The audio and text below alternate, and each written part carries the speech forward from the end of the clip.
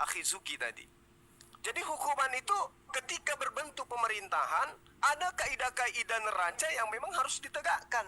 Pencuri potong tangan, berzina dirajam, ya, dan seterusnya. Nah ini yang menjadi tolak ukur daripada hukum-hukum yang harus ditegakkan. Tetapi terkait dengan akhirat, Tuhan punya urusan. Allah yang kemudian yang akan mengadili sesuai dengan perbuatan manusia di atas muka bumi. Nah, ketika kemudian orang berzina, melakukan sebuah kesalahan di atas muka bumi ini, tentu dia akan melakukan sesuatu tindakan ketika dia misalnya terbukti melakukan persinahan, tentu dia dikasih ruang untuk bertaubat. Tapi taubatnya itu urusannya dengan Allah. Terkait dengan hukumnya ya harus kemudian ditegakkan sesuai dengan hukum yang diperintahkan. Bahwa pelaku zina kalau di dalam hukum Islam itu harus gimana hukumnya itu, Ahizugi, kalau pelaku zina?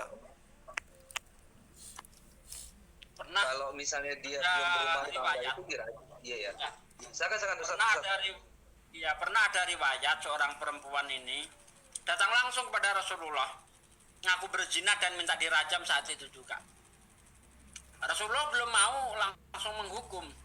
Tunggu dulu, apakah kamu hamil atau tidak dari perzinahanmu? Ternyata wanita itu hamil. Saya hamil. Kalau begitu tunggu sampai kamu melahirkan. Setelah melahirkan datang lagi itu perempuan itu kepada Rasulullah. Ya Rasulullah, saya sudah melahirkan. Nah kalau begitu susui dulu anakmu sampai 2 tahun. Ya, setelah selesai menyusui, anakmu sudah disapih, datanglah kemari. Ini wanita itu sendiri yang minta ya. Karena dia takut nanti di neraka diazab oleh Allah. Maka dia lebih baik dirajam di dunia gitu. Dan akhirnya setelah selesai menyusui, menyapih anaknya, barulah wanita itu dirajam. Berarti kalau saya lihat kondisional. Seperti apa pezinanya itu, jadi tidak serta-merta langsung hukum begitu, tidak. Kemudian untuk bisa menentukan si A berzina atau tidak itu juga berat. Ya harus ada 2 saksi yang melihat langsung kalau dia berzina. Kalau tidak gugur itu tuduhannya, itu nggak bisa.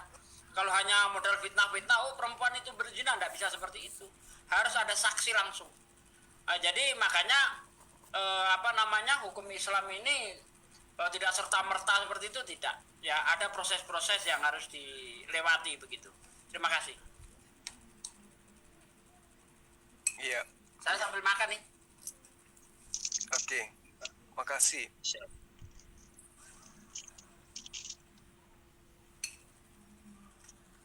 Iya, jadi memang kalau untuk zina sendiri itu memang itu untuk menjatuhi hukuman bahwa orang ini telah berzina itu saksinya memang kalau dalam kaidah Islam itu harus benar-benar dia tuh menyaksikan kemaluan diletakkan di atas kemaluan gitu. Berarti memang sudah benar-benar zina itu telah terjadi dan saksinya itu ya harus benar-benar kuat gitu untuk bisa benar-benar memastikan bahwa minimal kan 2 orang ya. Itu memang terjadi terjadi hubungan itu gitu loh. Gitu Pak Joni Sembiring. Monggo silakan ditanggapi.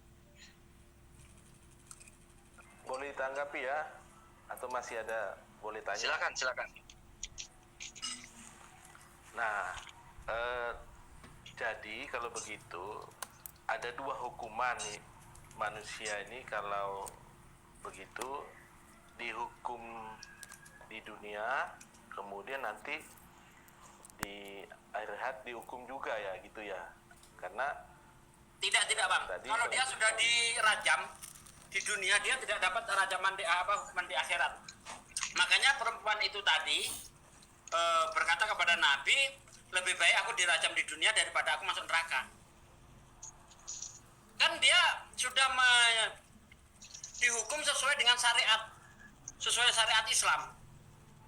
Udah nggak ada lagi hukuman di akhirat untuk itu. Yang khusus dosa zinanya sudah selesai ketika dia betul-betul dirajam. Tapi dosa lain ya tetap dia harus bertanggung jawab dong. Jangan hanya gara-gara dirajam terus dosa mencurinya ikut hilang, itu tidak bisa seperti itu. Masing-masing itu. Iya, iya. Jadi kalau begitu penghukuman yang dilakukan di dunia itu adalah penghukuman yang sudah final, Final. begitu ya. Ya final.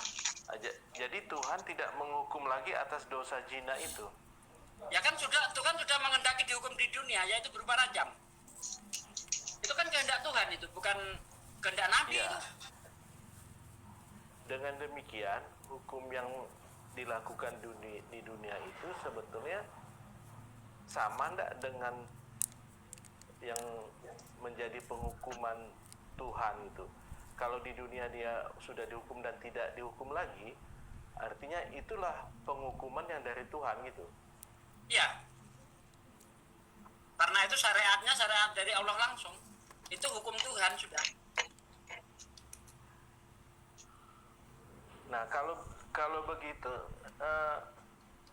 kejahatan-kejahatan lain kalau langsung dihukum untuk ditegakkan, tadi Bang Juma bilang yang melakukan kejahatan itu langsung dihukum di bumi ini, ya artinya nanti tidak dihukum lagi semua kejahatan.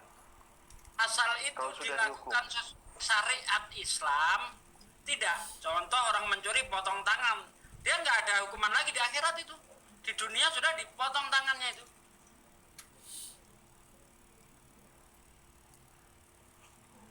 Jadi kalau begitu yang melaksanakan ketentuan hukum itu yang bebas hukuman nanti. Nah, bagaimana yang negara yang tidak melakukan penghukuman seperti itu? Nah, Ya, dia keadilannya tetap di akan mana? dapat di akhirat. Kalau dia tidak bertobat. Monggo Aki Juma, monggo. Nah, misalkan begini, ada Muslim di Belanda. Nah, di Belanda misalnya, pokok yang bukan itulah, dia melakukan suatu kejahatan, tabir zina. Hukumannya kan, kalau misalnya mencuri kan tidak dipotong tangan. Kalau misalnya ngambil telur bebek gitu kan, namanya mencuri kan, nah, kan tidak dipotong tangan. Nah, kalau gitu dia belum dihukum dengan penghukuman yang dari Tuhan kalau begitu. Nah, bagaimana dengan negara yang menerapkan itu dari sisi keadilan sang pencipta itu ataupun dengan kacamata manusia itu, bagaimana? Apakah itu sudah adil? Ya, silakan. Ya, baik. Jadi Al-Quran menerangkan begini. Pesina perempuan dan pesina laki-laki, derahlah masing-masing dari keduanya 100 kali. Az-zaniyatu waz-zaniya fajlidu kulla wahida. Nah, kemudian ketika dikatakan seperti itu, artinya ini ada perintah. Dan janganlah rasa belas kasihan kepada keduanya mencegah kamu untuk menjalankan hukum Allah, jika kamu beriman kepada Allah dan hari kemudian. Dan hendaklah pelaksanaan hukuman mereka disaksikan oleh sebagian orang-orang yang beriman. Nah, saudara bertanya, apakah kemudian orang berzina ini, kalau kemudian tidak dihukum, lalu kemudian orang ini bertaubat, apakah dosanya ini diampuni? Diampuni, selama dia bertaubat dengan taubatan nasuha. Nah, kalau yang berlaku adalah hukum Islam pada suatu wilayah, maka ini harus dilakukan. Bertaubat tidak bertaubat, ini harus dilakukan. Makanya sebelum mereka melakukan ini, perintahnya jelas. La taqrabuz zina innahu kana fahisatan wa sa'a sabila. Janganlah kamu mendekati zina. Sesungguhnya zina itu adalah suatu perbuatan keji dan suatu jalan yang buruk. Perbuatan keji itu harus dihukum. Apapun itu, ketika seseorang itu terbukti melakukan perbuatan keji, maka hukum nasional kita pun akan melakukan hukuman terhadap pelaku. Begitu juga hukum Islam. Gitu loh Bang. Mungkin ada yang lain yang ingin menambahkan, silakan. Ya, jadi tidak ada lagi hari penghakiman kalau memang sudah dihukum, ya kan? Katanya kan nanti ada kiamat lah ya kan, penghukuman. Ya, yang tidak ada lagi kalau hukum mencuri dipotong tangan, sudah dipotong tangannya, dia tidak dihakimi lagi, tidak dihukum lagi. Nah, kalau semua kejahatan sudah dihukumkan di muka bumi ini, misalnya kan, yang nggak ada lagi penghakiman lah kalau begitu. Toh dia sudah dihukum maksimal di bumi, kan begitu. Nah, ini kan kacamata ini kan melihatnya bagaimana? Apakah keadilan itu bisa betul-betul adil dengan cara demikian, kan begitu. Di satu sisi bahwa Tuhan akan menghukum manusia yang berdosa, ya kan gitu. Nah, sedangkan dosanya itu sudah dihukumkan, apalagi nanti mau dihukum lagi, ya kan gitu. Nah, jadi bagaimana itu bisa disinkronkan gitu, Pak Bang Jul? Iya, Bahwa jadi sudah dihukum di bumi. oke. Ya. Jadi gini Bang, makanya kami di umat Islam itu setiap saat itu selalu minta bimbingan. Ihdinas siratal mustaqim. Selalu minta untuk ditunjukkan, dilindungi dari perbuatan-perbuatan maksiat. Kenapa? Karena pada diri kita, potensi kita sebagai manusia itu acap kali berubah. Masuk ke tempat ibadah, kadang nangis, sungguh-sungguh bertaubat, tapi keluar dari tempat ibadah, terkadang hal itu hilang. Seketika penghuni alam gaib, roh jahat itu menghujan kepada kita. Kita dihasut kemudian untuk melakukan satu tindakan yang memusuhi apa yang diperintahkan oleh Tuhan. Misalnya sudah dipotong tangannya karena dia mencuri. Dosa untuk mencuri pada saat itu udah selesai. Tapi apakah orang tersebut tidak akan melakukan lagi kemaksiatan? Belum tentu. Karena kenapa? Yang dihadapi itu adalah nafsunya, syahwatnya. Iblis itu masuk kepada diri manusia itu bukan dari apa yang dia lihat saja, apa yang didengarkan, tapi bisikan kalbunya itu. Jadi kalau misalnya dia berzina, dia dideram misalnya dan seterusnya, dosanya telah diampuni, dosa yang khusus dilakukan pada masa itu, tapi siapa yang tahu, siapa yang jamin bahwa setelahnya orang-orang ini masih tetap tidak melakukan lagi dosa atau melakukan dosa. Makanya Al-Quran mengatakan, ya, wa may ya'mal mithqala dzarratin dzarran yara wa may ya'mal mithqala dzarratin dzarran yara. Maka barang siapa yang mengerjakan kebaikan sebesar zarah, niscaya ia akan melihat balasan dari kebaikan itu. Dan barang siapa yang mengerjakan kejahatan sebesar zarah sekalipun, niscaya dia pun akan melihatnya pula. Makanya di Islam itu Bang, ada konsep masuk neraka, lalu kemudian selama dia tidak melakukan kesyirikan menyembah selain daripada Allah, usai amalan-amalan jahatnya dihapuskan, dibersihkan, beliau punya hak untuk dibalas kebaikan-kebaikannya. Di mana pembalasan kebaikannya itu? Tentu di surga. Tentu di surga. Perbuatannya selama dia tidak melakukan kekufuran. Itu yang kami imani. Karena Allah itu adil. Bagaimana mungkin mau dikatakan adil? Ya, di dunia jasadnya yang beribadah, begitu menikmati surga, jasadnya yang beribadah itu tinggal menjadi tanah. Yang menikmati tubuh lain. Itu tidak adil itu. Yang adil, tubuh kasar kita ini yang sujud kepada Allah, begitu kembali kepada tanah, pada masa kemudian pengupahan terhadap perbuatan di atas muka bumi, yang tadinya yang melakukan itu dibangkitkan kembali untuk merasakan pembalasan dari perbuatannya ketika dia hidup. Ketika perbuatannya itu ada kebaikan, dibalas dengan kebaikan. Dialah yang harus merasakan kebaikan itu.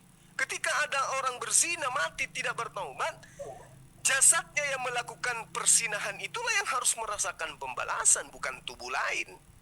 Itulah sifat keadilan Allah. Makanya dikatakan dalam Al-Quran, maka barang siapa yang mengerjakan kebaikan, dialah yang merasakan kebaikan itu. Dan barang siapa yang melakukan kejahatan, dialah yang merasakan kejahatan itu. Adil.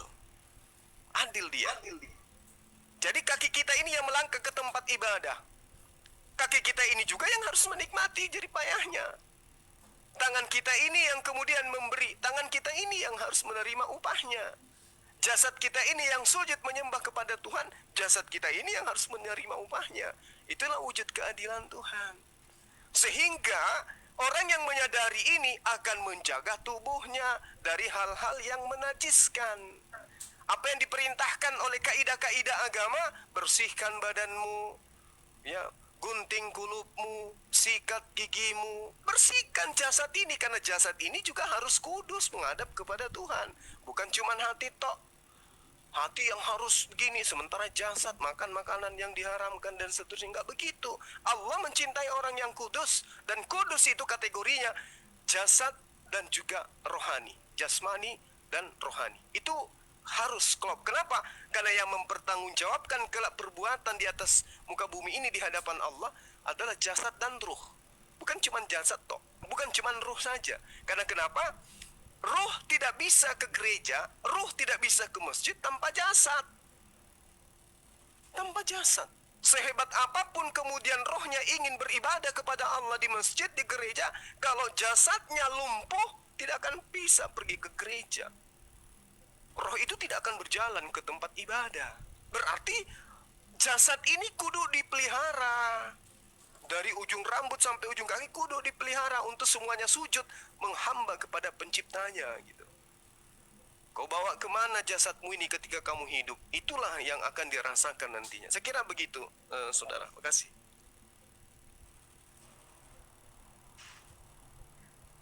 Mungkin ada pertanyaan dari Bang Zuma ke Pak Joni Sembiring. Ditanya dulu apa beliau mau ditanya. Kan tidak semuanya orang mau ditanyai, adekku. Baik, Pak Ya. Joni. Ya boleh satu Kira-kira pertanyaan karena ada keperluan. Boleh satu pertanyaan. Baik. Silakan. Saya tanya Ahisugi dulu. Jangan sampai saya salah nih. Ahisugi, monitor nggak nih? Ahisugi, Gurunda Sugi. Lagi ngambil air minum kayaknya Bang Zuma. Kayaknya beliau lagi. Iya. Begini kawan, karena guru saya tidak monitor. Di dalam kitab Anda itu dikatakan adalah lebih baik ketika matamu satu itu dibutakan daripada dua matamu itu masuk ke dalam neraka. Yang ingin saya tanyakan kepada saudara, menurut saudara, orang Kristen ini ketika nanti dibangkitkan di hari kebangkitan, apakah jasadnya juga dibangkitkan atau rohnya saja? Silakan.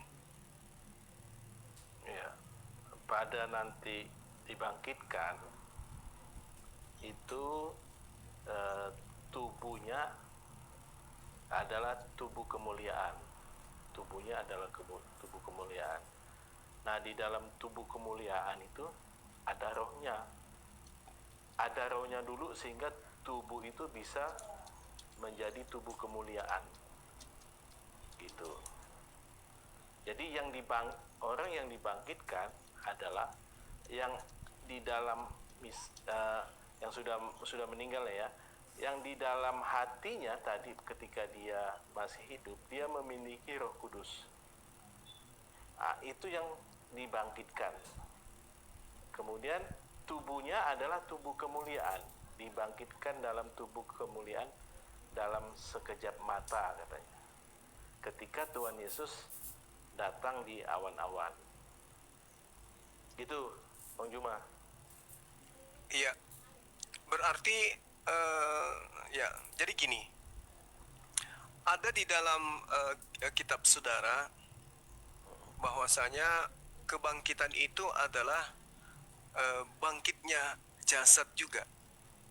Bangkitnya tubuh kita yang fana ini. Itu diterangkan di dalam kitab saudara. Banyak datanya sih yang mengatakan hal itu.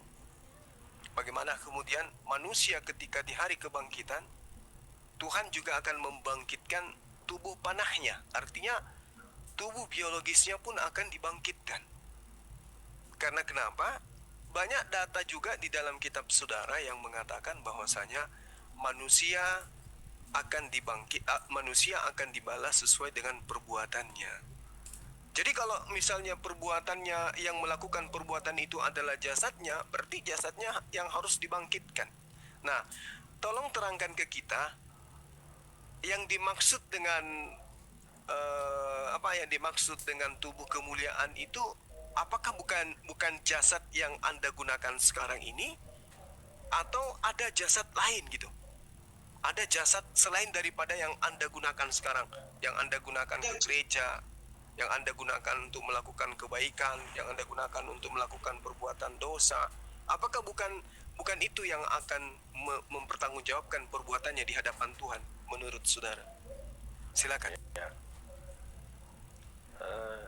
Jadi manusia yang berdosa itu dibangkitkan untuk dihukum. Yang dihukum itu tidak memperoleh keselamatan, gagal dalam mencapai keselamatan. Dia dibangkitkan dalam tubuh panah yang tidak bisa mati, sehingga kalau dihukum itu hukumannya kekal. Nah, kemudian yang dibangkitkan untuk mendapatkan kemuliaan, tubuhnya bukan tubuh yang saat ini. Tubuhnya itu dikatakan itu bukan dikatakan, tetapi kita dapat mengasumsikannya ketika Tuhan Yesus bangkit, dia dalam tubuh kemuliaannya.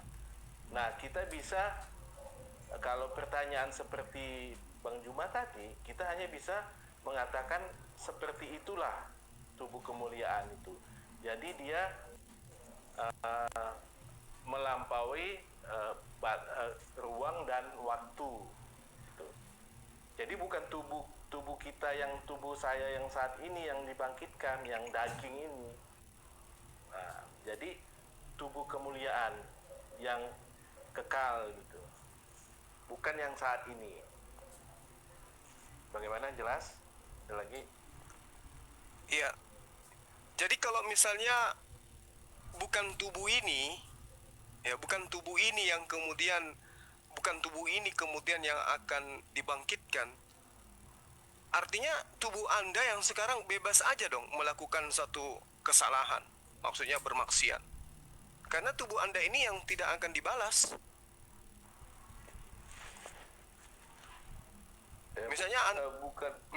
Misalnya Anda, kan bukan tubuh saya ini nantinya yang akan mendapat balasan. Ya, saya lakukan aja persinahan di mana-mana, karena tubuhku ini akan menjadi tanah kok, tidak akan mendapatkan balasan. Biarkanlah mulutku yang mengatakan Yesus itu adalah Tuhanku, tapi jasadku biarkanlah dia bermaksiat, karena dia tidak akan diupah.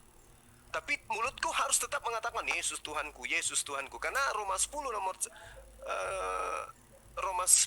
9 nomor 10, siapa yang berkata dengan mulutnya bahwa bahwa Yesus itu adalah Tuhan, maka dia akan diselamatkan. Ternyata yang diselamatkan itu adalah tubuh kemuliaan. Nah, tubuh kasar ini biarkan aja dia melakukan kemaksiatan. Yang penting mulut ini memuji bahwa Yesus itu adalah Tuhan. Bukankah seperti itu? Oh, enggak, bukan kayak gitu. Enggak kayak gitu. Iya, Yang saya terus? jelaskan, tubuh kita ini kan menjadi tanah, ya kan? Menjadi tanah. Nah, bagi yang mendapatkan kemuliaan, itu mendapatkan tubuh kemuliaan yang bukan seperti tubuh saat ini. Nah, Alkitab mau kasih tahu tuh kayak apa, ya kan? Kayak apa tubuh itu. Nah, kita bisa menyimpulkan tubuh kemuliaan itu adalah ketika Tuhan Yesus bangkit dan dia menjumpai banyak orang di situ. Nah, tubuh dia seperti itulah. Nah, tubuh yang seperti itu gitu. Semua manusia di sana itu seperti malaikat katanya kan. Nah, mungkin tubuh malaikat gitu. Tubuh malaikat itu adalah atau tubuh kemuliaan itu tidak bisa dibatasi dengan ruang dan waktu sehingga bisa kekal. Nah, tubuh yang dibangkitkan untuk dihukum itu juga tubuh yang eh, tubuh yang akan dihukum kekal juga, tidak mendapatkan keselamatan, gagal mendapatkan keselamatan hidup yang kekal. Nah, jadi tubuh yang mendapatkan kehidupan yang kekal, kemuliaan, dapat dibayangkan, digambarkan adalah tubuhnya Yesus. Tuh. Alkitab katakan kita hidup di surga seperti malaikat itu. Begitu. Iya, Halo? iya. Jadi gini Bang, sedikit lagi. Ketika saudara saya ini mengatakan bahwa bukan tubuh yang sekarang ini, bukan tubuh yang sekarang, maka pikiran logika negatif saya adalah, ya biarkanlah fisik ini melakukan kemaksiatan, karena toh bukan ini yang akan mendapat upah nantinya. Dia akan menjadi tanah, puas-puasinlah dia untuk mendapatkan jatah dia, karena kan bukan dia yang akan mendapatkan balasan nantinya di sana. Tubuh lain yang akan mendapatkan siksaan. Ya biarin aja tubuh lain itu yang mendapatkan siksaan, yang penting tubuh ini puas gitu. Karena kalau saya melihat dari data yang ada di dalam kitab saudara, misalnya 1 Korintus 6 nomor 14 misalnya, Allah yang membangkitkan Tuhan, Allah yang membangkitkan Tuhan itu akan membangkitkan kita juga oleh kuasanya. Nah, Tuhan yang dimaksud dibangkitkan oleh Allah itu di dalam 1 Korintus 6 nomor 14 itu adalah Yesus. Nah, coba kita lihat, kita telaah Yesus. Apa yang terjadi kepada diri Yesus? Karena jikalau kita percaya bahwa Yesus telah mati dan telah bangkit, 1 Tesalonika 4 nomor 14, maka kita percaya juga bahwa mereka yang akan meninggal dalam Yesus akan dikumpulkan bersama dengan Tuhan, bersama-sama dengan Dia. Artinya dibangkitkan. Nah, coba kita lihat Yesus. Ketika Yesus itu kemudian mati, yang bangkit, apakah jasad yang dia gunakan sebagai manusia 100% atau ada tubuh lain? Karena Maria mencari mayatnya di kuburan Yusuf Arimatea tidak menemukan mayat, berarti tubuh yang dia gunakan itulah yang akan bangkit. Sementara kebangkitan yang dialami oleh Yesus sama dengan kebangkitan orang-orang Kristen sesuai dengan 1 Korintus 6 nomor 14. Nah, bagaimana itu Bang? Pernyataan Abang itu ternyata tidak berkesesuaian dengan data yang ada di dalam kitab Abang. Gimana tuh? Sesuai. Jadi tubuh yang dibangkitkan itu, kata Alkitab, akan diubah. Tubuh yang dibangkitkan itu akan diubah dalam sekejap mata. Diubah. Jadi tidak mungkin tubuh yang lama. Kita tidak boleh mempertahankan tubuh yang lama, karena akan itu binasa, fana gitu kan. Tetapi yang diubah, tubuh kita tuh diubah sehingga bukan tubuh lama begitu. Yesus yang ada di dalam kubur itu dibangkitkan dalam tubuh yang baru, tubuh yang lain, bukan tubuh yang fana ini, yang kedagingan ini, enggak. Kemudian kalau Bang Juma mengasumsikan, tubuh dan mulut, tubuh saya ini sesuka-sukanya. Nah, tubuh kita ini kan mestinya ada jiwa, ada roh di situ. Tangan kita ini kalau tidak ada jiwa, tidak ada akal budi, ya tangan kita tidak bisa berbuat apa-apa. Jadi kalau mengasumsikannya seperti itu, ya jelas itu tidak ada di Alkitab, dan itu tidak masuk akal. Tubuh itu melakukan sesuatu dan mulut lain, ya nggak bisa gitu. Jadi tubuh Yesus itu adalah tubuh yang diubah. Gitu. Bentar, saya komentari Akhi ya. Pak Sembiring mengatakan bahwa tubuh Yesus itu sudah diubah ketika dia bangkit. Tapi faktanya kalau kita lihat di dalam Yohanes 20, ketika Yesus bertemu Thomas, itu tangannya masih berlubang. Ya. Bahkan kan Thomas mengatakan, aku tidak percaya sebelum aku menyucukkan jariku ke tangannya yang bekas dipaku dan pada lambungnya itu. Nah, ternyata ketika Yesus bangkit, dia masih tangannya berlubang. Apakah tubuh kemuliaan itu cacat? masih berlubang, itu satu. Yang kedua, ketika Yesus menjumpai para murid di Lukas 24 ayat 36 sampai ayat 40, di situ para murid itu ngeri. Ini feedback ya, siapa ya? Feedback ya? Ustadz Subuh sendiri mungkin. Iya. Sedikit ya, nggak apa-apa ya. Nanti biar diteruskan lagi Jumat. Nah, di situ para murid itu ngeri dan takut menyangka Yesus itu hantu. Justru Yesus berkata, "Mengapa kamu takut? Ini aku sendiri." Nah, berarti Yesus di situ mau mengatakan bahwa dia belum mengalami perubahan. Ini aku sendiri seperti yang kamu lihat. Lihatlah tangan dan kakiku, rabalah. Karena bagi roh tidak memiliki daging dan tulang. Nah, kalau memang Yesus itu sudah bangkit, seharusnya dia itu seperti roh. Seperti yang Anda katakan tadi, itu tertulis di dalam Lukas 20 ayat 36. Orang yang dibangkitkan itu akan seperti malaikat, akan seperti roh. Faktanya Yesus itu yang katanya bangkit itu masih lengkap dengan jasad dan tulangnya. Bahkan untuk membuktikan bahwa dia bukan roh, dia makan ikan goreng. Berarti dari sini bisa disimpulkan Yesus tidak bangkit. Kalau dia bangkit, dia harus berupa roh. Dan itu bukan tubuh kemuliaan. Karena masih cacat, masih ada bekas di situ. Makanya ketika di dalam Yohanes 20 ayat 15, ketika Maria mau menyentuh, apa kata Yesus? "Jangan sentuh aku, sebab aku belum pergi kepada Bapakku dan Bapakmu." Artinya apa? Tubuh yang pernah disiksa ini tadi masih merasakan kesakitan sehingga tidak boleh disentuh. Bukan karena takut meledak atau najis kepada perempuan itu, tapi karena rasa sakit yang dia derita di salib itu sehingga dia tidak mau disentuh. Begitu Aki Juma, lanjut. Iya, jadi saya sederhana aja Bang. Saya ketika abang saya ini mengatakan bahwasanya yang dibangkitkan nanti tubuh lain, kita kembali kepada keadilan. Menurut abang, apakah adil ketika jasad abang yang bekerja kemudian yang diupah jasad lain? Kita berbicara mengenai keadilan loh ya. Yang menderita selama abang hidup, ya, mencari nafkah untuk kemudian anak-anak, menghidupi keluarga, menjadi tokoh dalam agama, memberikan ajaran-ajaran yang baik terhadap orang. Jasad Anda kekurangan makanan, jasad Anda kurang tidur untuk mengajarkan satu kebaikan.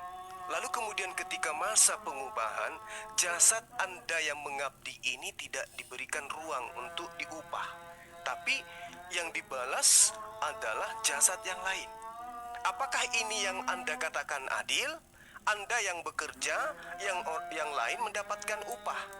Anda yang siang malam mengabdi, orang lain yang menikmati. Coba Anda terangkan kepada kita, karena Anda sudah menabrak semua data-data di dalam kitab Anda. Allah yang membangkitkan Yesus juga akan membangkitkan kita sama seperti Yesus. Yesus dibangkitkan dengan jasadnya. Guru saya tadi sudah menjelaskan itu. Nah, kalau Anda mengatakan bukan tubuh ini yang akan dibangkitkan, lalu di mana keadilannya? Seketika tubuh Anda lah yang mengabdi, lalu yang dibalas tubuh yang lain. Silakan.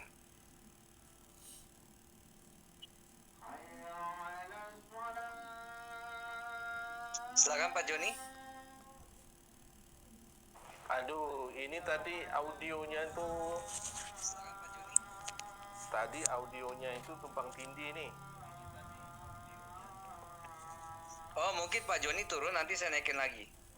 Oke ya, saya turun dulu, nanti saya naik lagi. Oke.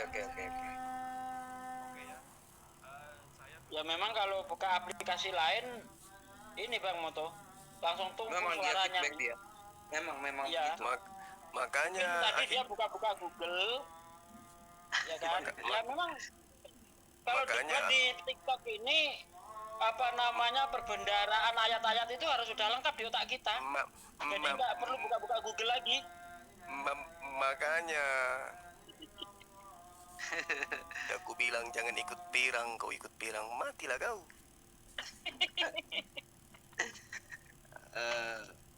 Alhamdulillah. Sebentar, jaringan. Ini yang saya herankan ini kawan-kawan Iya, ada- ini saya ini gubros berjalan katanya. Halo, Assalamualaikum. Waalaikumsalam. Silakan ditanyakan, Akhi Kurniawan. Aku nih orang Islam juga bang, mau nanya apa sedikit soal apa? Nabi Muhammad kan itu kan manusia suci kan ya bang? Iya.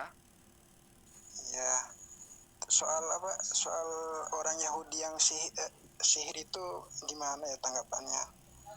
Ustaz Juma bisa dijelaskan itu dikit? Apa itu?